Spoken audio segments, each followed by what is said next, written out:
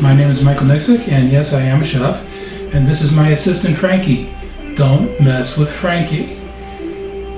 Boy's been around the block a few times. He's my right-hand man. Today we're going to be doing challah, and we're going to be checking out not only the traditional version, egg version, but we're also going to be doing a cinnamon and raisin version. We're going to be rolling it out and putting it together in two different versions, two different ways. And we're also going to be doing my version of pigs in a blanket, something that you can basically use for tailgating, barbecues, watching a football game at home, if there are football games this year, and pretty much any other type of movie experience that you may have in your home. So, we're about to begin our menu right now.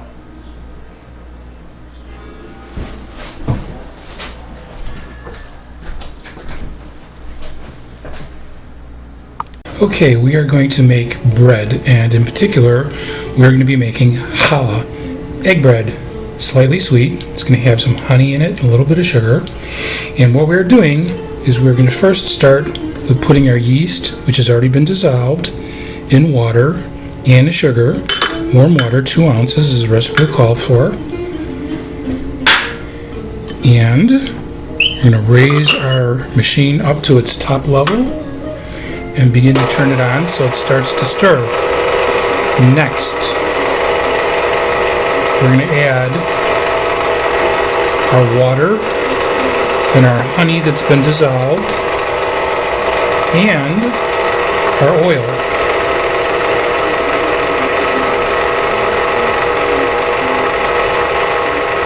Now we're going to let the dough hook do the mixing nice and slow. The oil gives the bread elasticity, which makes it easier to handle when it comes time for us to get it ready to not only proof, but also too for the actual final form that we're going to put it in. Now we're going to do 2 loaves today with this particular class, and what we're going to do is we're going to do a traditional version and we're going to do a cinnamon version with dried fruit. Now that the water is in and the honey's in, we're adding our egg yolks.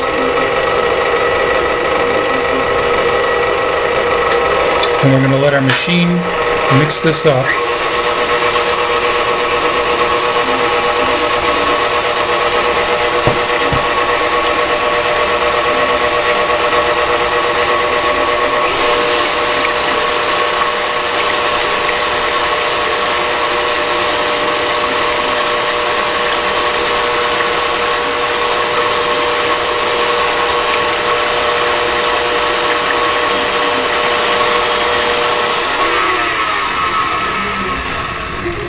Now you'll be able to see, when we lower the bowl, that everything in here is pretty well mixed up.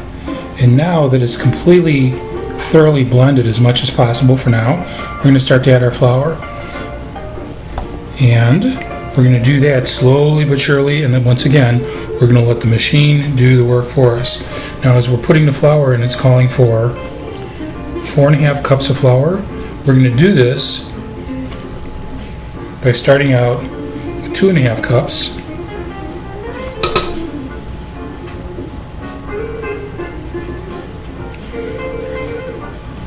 And our 5th one.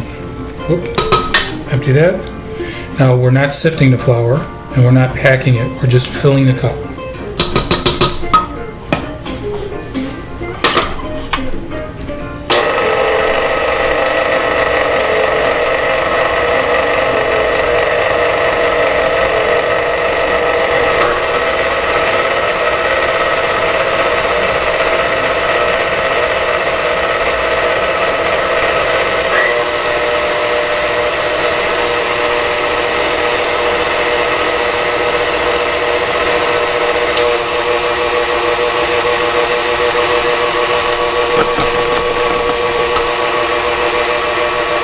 That's a little baker's trick where we take the edge of the bowl and lift it just slightly so it can hook onto the flour on the upsides and mix it in more thoroughly and more evenly. Now, one of the keys to doing this is to make sure that everything is warm. Your water is warm, the Honey is warm. Everything is warm. Not hot, just warm. Even the bowl is warm. Ran some hot water into the bowl so that it can be warm too. Since we have air conditioning on, we certainly don't want the bowl to be cold. And what this does is it facilitates the rising of the yeast. Now when you're putting your ingredients together, you don't want to put the salt with the yeast initially, because the salt can kill the yeast. That's why we dissolve the sugar with the yeast initially.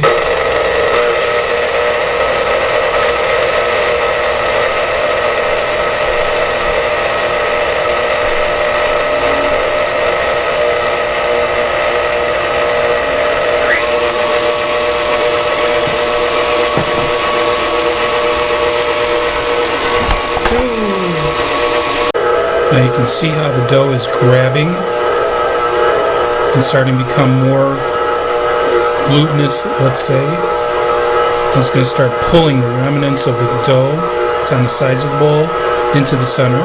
So it becomes one lump, basically, where the dough hook needs it. You can see how slowly but surely the remnants of the dough are coming off the sides of the bowl. Now if it doesn't get much more clean, we're going to add just a little bit of flour to this, because it seems like the dough might be just a little bit wet. So we'll do that right now.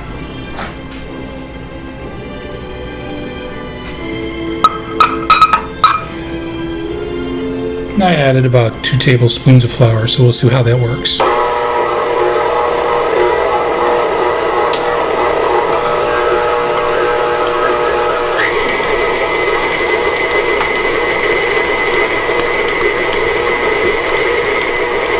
Now remember, you always add any flour to this to dry it out in very small increments. You can always add more when you're using small increments. You never want to try and do it all at once. It doesn't work well if you try that. And we'll let this drop down. And how about that? We got ourselves a nice moist dough. And we'll move the camera over. You can see the inside of the bowl is nice and clean. Okay, we're going to get a bowl ready for our dough so we can proof it. We have a proof cycle on our oven, so we're going to use that. This way it'll be out of the way for future projects. And basically what we're going to do is we're just going to oil the inside of the bowl.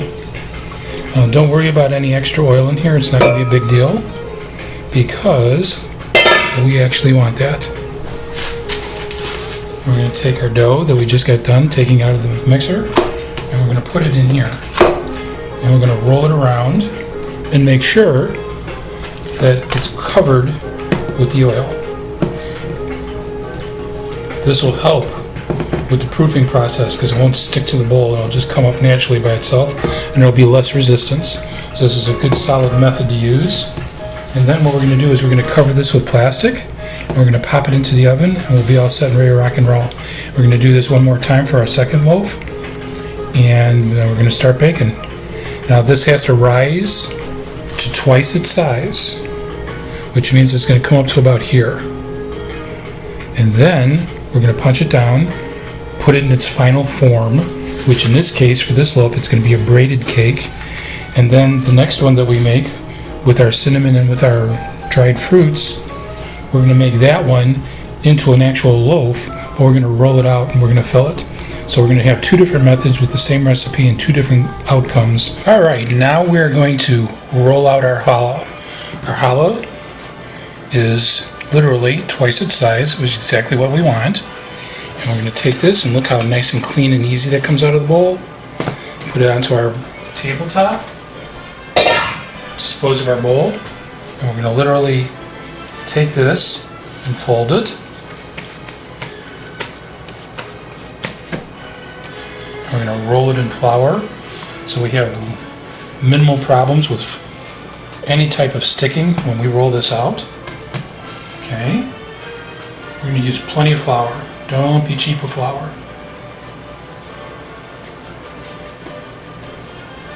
Okay. Now, what we're going to do is we're going to roll this out into a sheet. This is a very unnatural for challah, but that's okay, because what we're about to do is a little bit different from what challah would normally be done.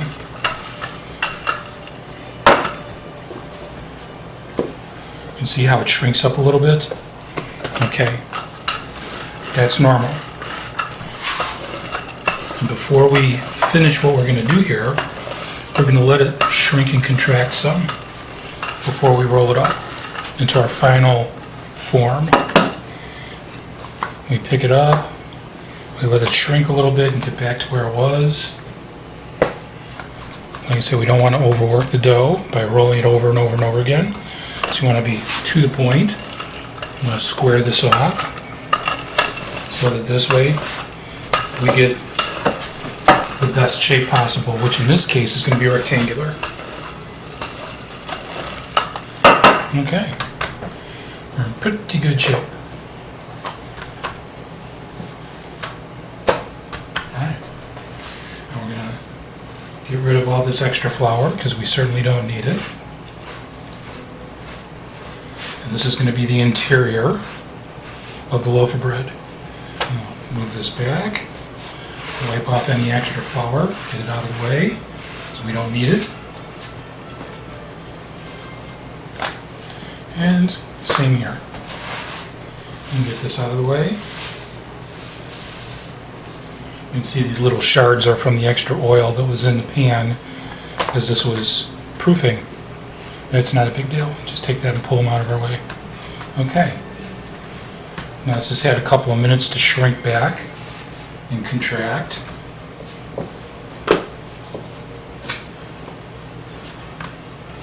And now we're ready for the show. So what we're going to do is we're going to take this mixture, and this is cinnamon and brown sugar and butter. And we're going to literally spread this all over the sheet. Now we're not going to spread it really thick, but we are going to make sure that we cover as much as possible.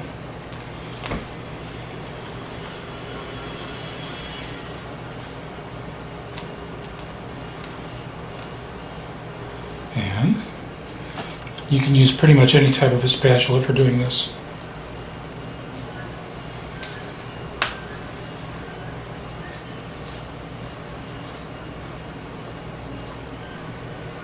Okay. We're going to go almost to the edges, but not quite.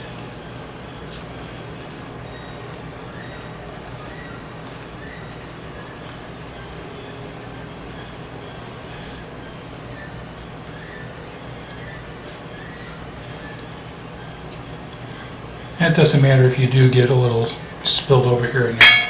It's not going to make a difference. Next, we're going to add currants. The currants, we soaked these in literally our currant white wine, dessert wine, that we bought when we were out in Oswego at their wine festival. And so these have had overnight to soak. They're nice and moist, no extra liquid. And we're going to sprinkle these all over the sheet.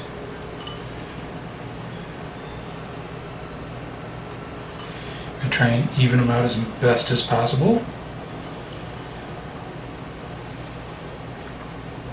Okay. And we have California white raisins, and we soaked these in apple cider. And again, nice and moist. They'll stay nice and moist when this baking process is done. We don't want to put them in dried, because if we put them in dried, they're going to come out hard and dried, and they're not going to be anywhere near as enjoyable. And we want this to be as enjoyable as possible.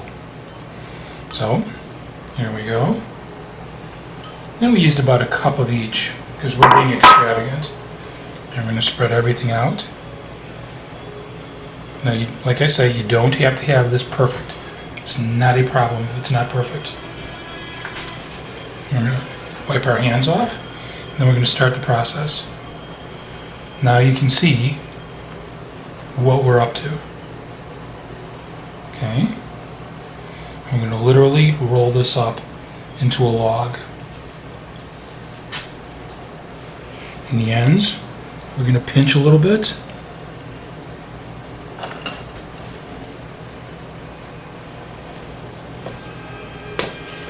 Now whenever you're moving the dough around, do it smoothly, not too fast, not too slow. Don't hesitate. When you hesitate, that's when you have problems.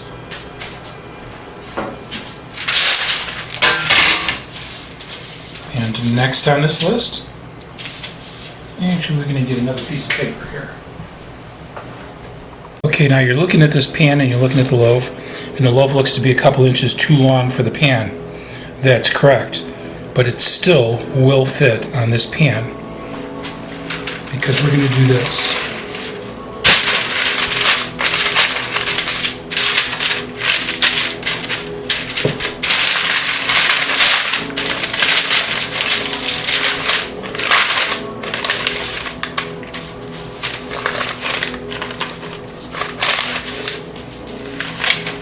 Now this goes into our proofing oven one more time, and it proofs a second time, again to twice the size, and then I'll be ready for the oven. And now you have a cinnamon butter challah with raisins and currants in it. Very seasonal, very topical, excellent year-round product. Great for breakfast, great for brunch. Excellent holiday side dish. This time when we send it into the proofing oven, we certainly can't put this into a bowl and cover it with plastic. So we're going to loosely drape the plastic over it and then put it into our proofing oven.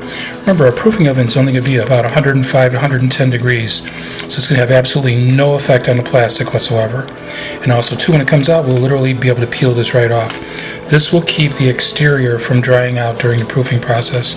Now, during the proofing process, we are going to have water in the oven, but this is just a little safety precaution to make sure that the exterior of our dough, once this bread is baked, is going to be nice and moist, and it's not going to be hard and crusty and a little crunchy, because we're really not going for that effect.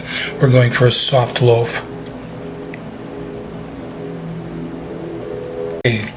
Now the first loaf of challah that we did with the cinnamon butter and the raisins and the currants, we floured and rolled it out. This time we are not, because we're going to make a more traditional version of challah. So we're going to just drop it right in place, get our bowl out of here. We're going to literally pick this up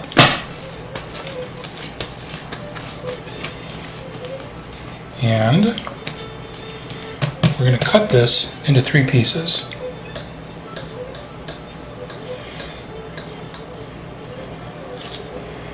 There we go. There's 1, 2,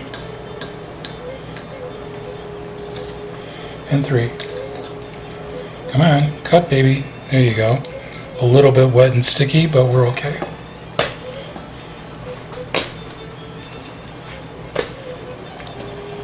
And one of the things, well, we are going to use a little flour, but not much. And what we're going to do is we're going to wipe off some of this excess oil from the bowl.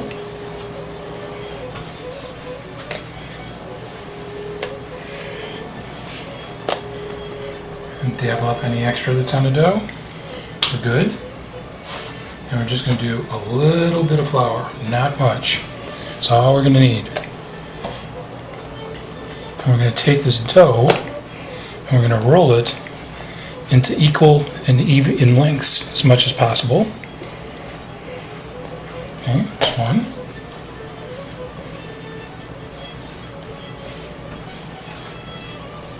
Here's 2. A touch more flour, do the job. I'm going to fold it over and we're going to roll it out, literally by hand.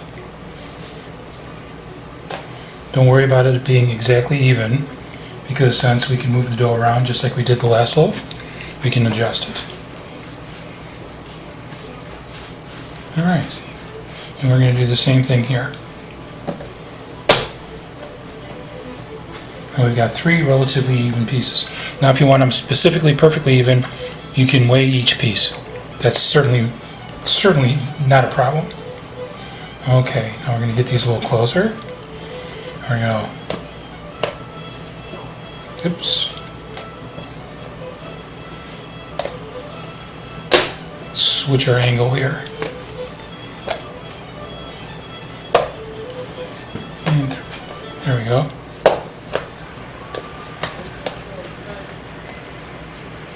There we go. And we pick it up. We move it around in the other direction. And then one more time. All right. Oops. Now at this point in time, you flip it over to the opposite side. And you continue.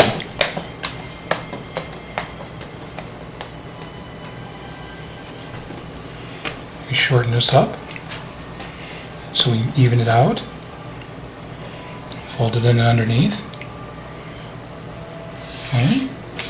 And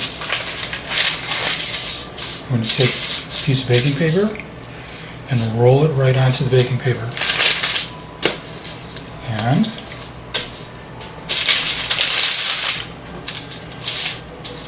like so. Take this end piece, fold it in, and you're all set and ready to rock and roll. Now at this point in time, you can either egg wash it or not. We're going to go with not and put it straight into the proofing oven. And also too, when it comes out, we'll egg wash it, and then if I can find the sesame seeds that I've been looking for the last day, I'm going to put sesame seeds all over it, and we're going to toast it with sesame seeds. And then we're going to have 2 loaves of challah coming out of the oven. And the best way to eat challah when it comes out of the oven is fresh salted butter. This is our cinnamon bread, and we've got it literally egg washed, ready for the oven. No extra pooling of oil melting from the butter that was inside of it. That way we don't have any problems with frying. We're ready to rock and roll. 2 times its original size. All is a go. Okay, our traditional challah is out of the oven.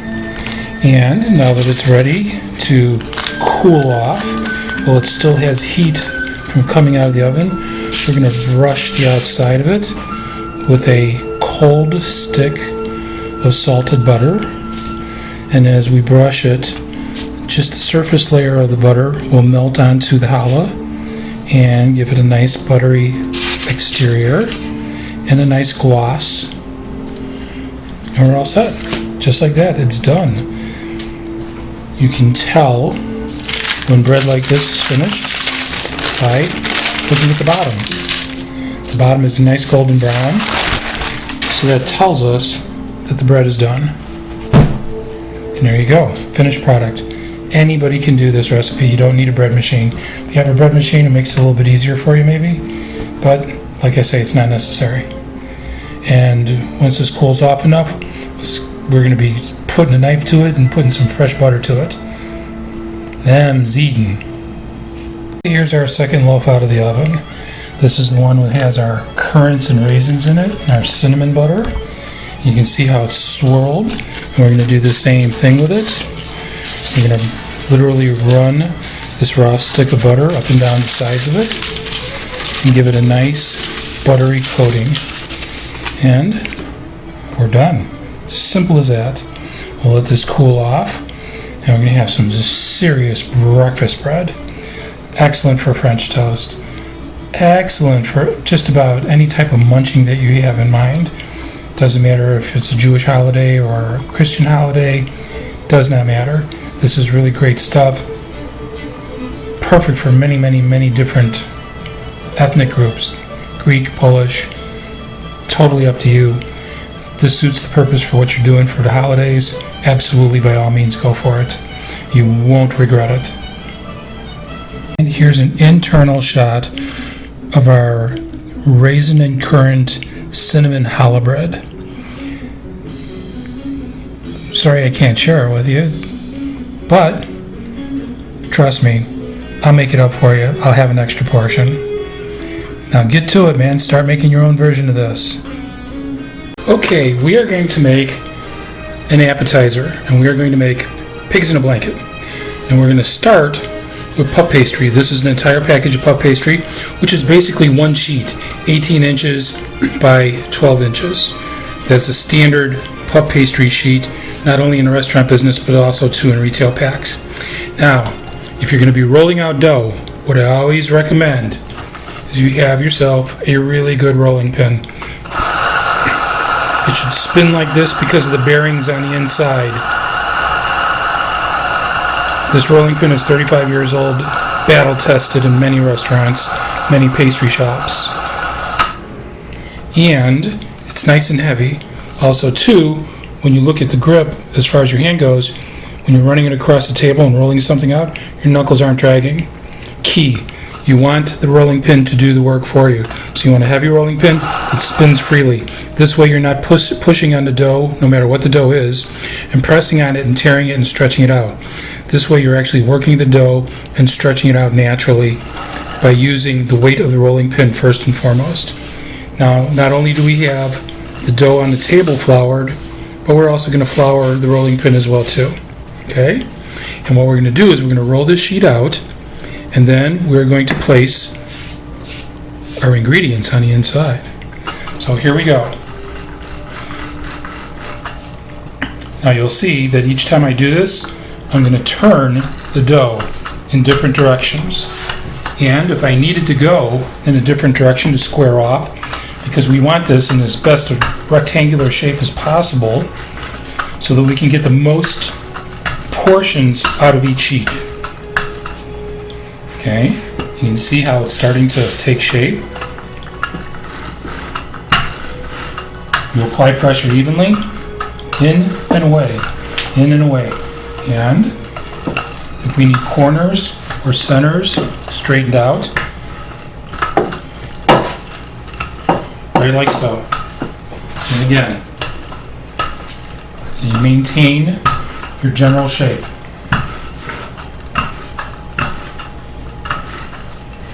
Okay, we're going to set that down for a moment. You can see we've used up our flour. Our flour is actually our lubricant. So we want some more flour there. When we're done rolling this out, we'll just brush it right off. So don't worry about having too much flour on it. It's not a big deal. Okay. And we're going to go a little bit further on this. Puff pastry is layers of dough with shortening in between each layer, or depending on who you've gotten the dough from, butter. And that is what happens when the dough rises. It's basically because the shortening in between the layers gets hot to the point where it steams the dough. It activates the moisture inside the dough. That moisture steams and it creates the layers in between what we know now is puff pastry. So say for example, if you go and you get a French dessert like a Napoleon, that's puff pastry. It's got all the extra layers in between it. And those layers are caused by taking the dough, having shortening in between each layer, folding the dough over, rolling it out, folding the dough over, rolling it out. It creates the extra layers. Now we just did that again by not rolling this out in a flat sheet. We took it right out of the package, so it was actually folded in three when we started with this. And so we're going to have a really nice rising effect with what we're doing. Now if you're not sure if this has been rolled out evenly, take your hand and go across the dough like this. And your feel will tell you on a hard surface how thick it is. And it'll let you know if you've got any high spots and low spots. We're in pretty good shape. So what we're going to do is we're going to square it off just a little bit. Like so. And that's going to give us a little better rectangular form to work with. And we'll wipe off our extra flour on the top and get this away from the sides. So we don't need this. Flour will bake off as flour.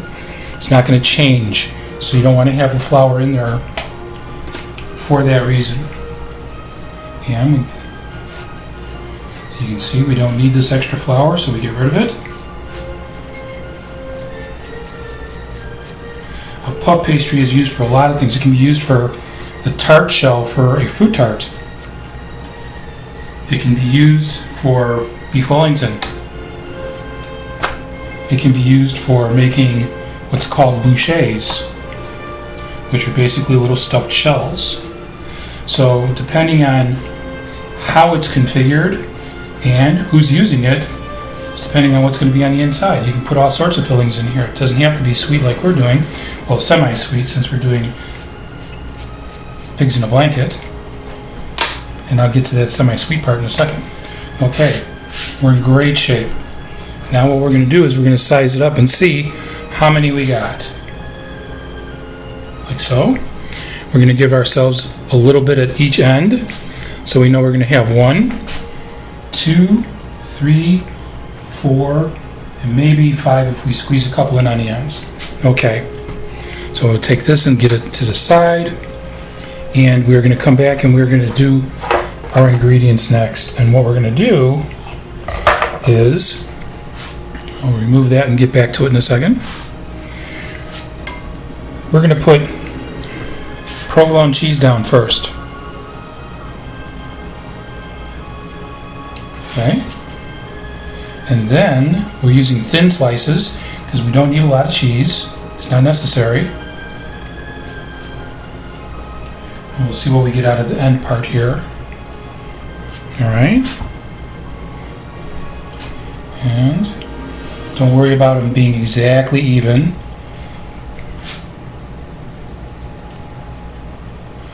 Now next on the list, we're going to add our hot dogs. Now we're using Vienna hot dogs, and we toss them in Bullseye original barbecue sauce. And the reason I chose this one is because it's thick.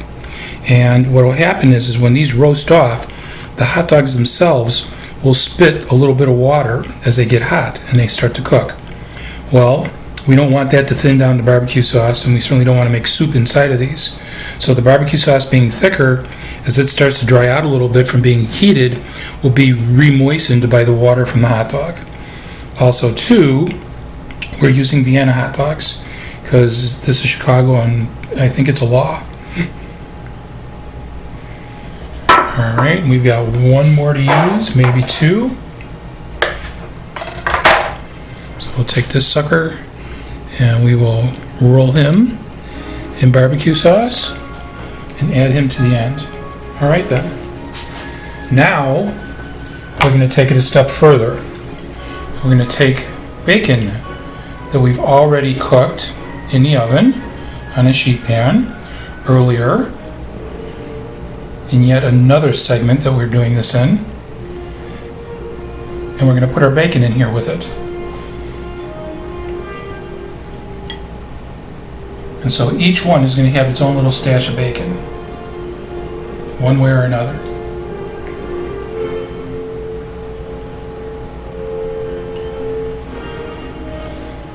And between the bacon and the provolone cheese, we're going to have ourselves a pretty good eating food here. This is a great snack. This can actually even be made into a lunch by itself because we're using half hot dogs for each one. So if you put 4 of these in the oven, matched it up with, say, for example, some tater tots or some onion rings, whatever you may have on hand, you have yourself a nice little lunch. Now, next on the list, what we're going to do is we're going to cut this up. Use a pizza wheel cutter. If you use a knife, you'll drag it through the dough, and that will be a problem. See how nice and even that cuts? And then we're going to come back and we're going to do it again.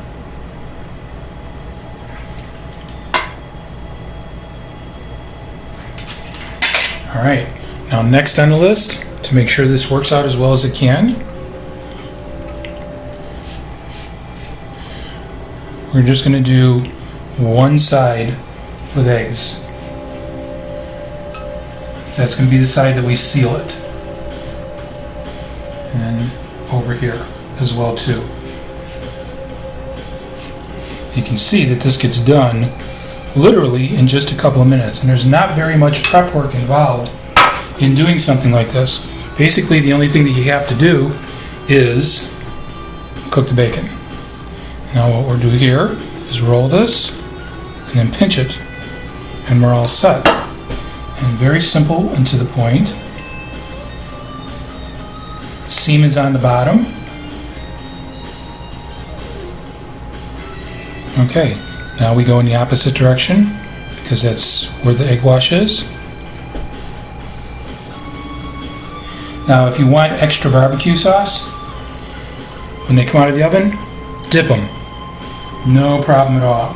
Put it on the inside, it'll have a tendency to bust through seams, caramelize, maybe even scorch and burn because of the oven. So I don't recommend it.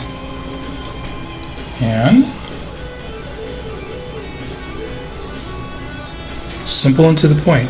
Try and keep your hands clean when you're doing this, so you don't have any issues with sauce or anything else being on the outside. And just like that, we're done. What we're going to do is you're going to literally taper the edges. You can do this with a fork, and you can actually even just do it with your fingers, because all you're doing is pressing them close together. Either way will work.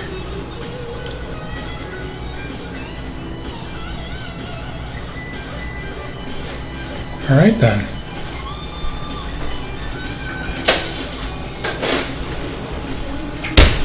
And take a fork, pinch the edges so they stay closed and together. Ambidextrous, we go to the other hand. If only I could have done that throwing a baseball. Whoa. And just like that, we're done. They're ready for the oven. We're going to pop a couple in the oven, and then it's eating time. Out of the oven and on the plate. It takes about maybe 15 to 20 minutes, depending on your oven. 375. Notice the nice golden brown color. We gave it a simple egg wash basting. Put it up onto baking paper so it doesn't stick, and you're all set and ready to rock and roll. Freezes extremely well, and you can put it into the oven frozen. Not a problem. And the ends are not thick and heavy with dough, so they just literally melt in your mouth and disappear when you bite in.